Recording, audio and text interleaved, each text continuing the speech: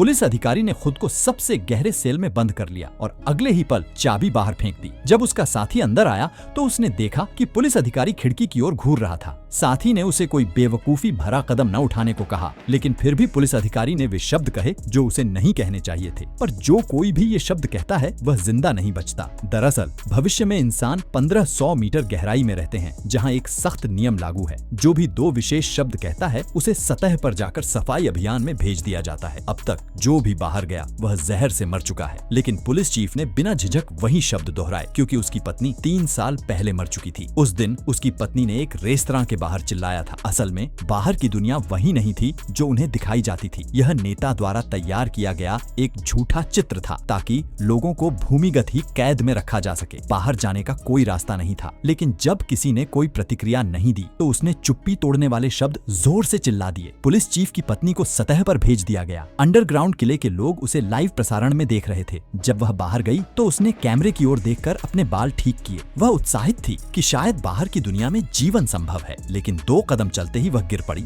और हिलने डुलने में असमर्थ हो गई। लोगों की उम्मीदें एक बार फिर टूट गईं। पर पुलिस चीफ जानता था कि उसकी पत्नी ने जाने से पहले उससे कहा था, अगर बाहर रहना संभव हुआ तो वह मुड़कर कैमरे की ओर देखकर अपने बाल ठीक करेगी। इसका मतलब था कि उसकी मौत के पीछे कोई और रहस्य छिपा था। सच जानने के लिए उसने भी वही शब्द कहे और खुद को सतह पर भेजने की मांग की। मेयर ने उसे एक सुरक्षात्मक सूट पहनाकर बाहर भेजा। जैसे ही वह सीढ़ियों से ऊपर पहुंचा और दरवाजा खोला तो वह बाहर की दुनिया देखकर स्तब्ध रह गया। सच में बाहर का संसार उसकी पत्नी के वर्णन की तरह सुंदर था, चिड़ियों और फूलों से भरा, यहाँ तक कि पक्षी भी आसमान में उड़ रहे थे। वह लोगों को यह सच्चाई दिखाना चाहता था, इसलिए उसने जल्दी से वापस जाकर अंडरग्राउंड के कैमरे को साफ किया। लेकिन अंडरग्राउंड के स्क्रीन पर जो दिखा वह कुछ और ही था। लोगों को एक तबाह हो चुकी दुनिया दिखाई जा रही थी। जैसे ही पुलिस चीफ अपनी पत्नी के शव के पास पहुंचा, उसे चक्कर आने लगे। उसे शक हुआ कि असली जहर उसके सुरक्षात्मक सूट में ही छिपा हो सकता है।